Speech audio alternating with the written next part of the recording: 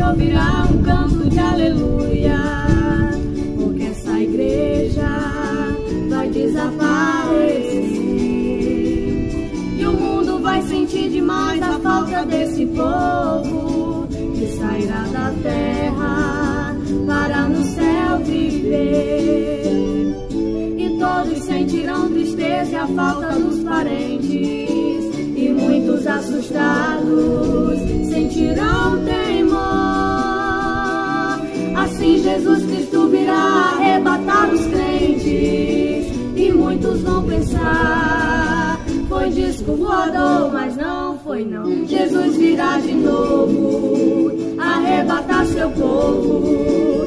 Desperta a igreja, porque a peleja aqui vai terminar, e a qualquer momento tudo se cumprirá.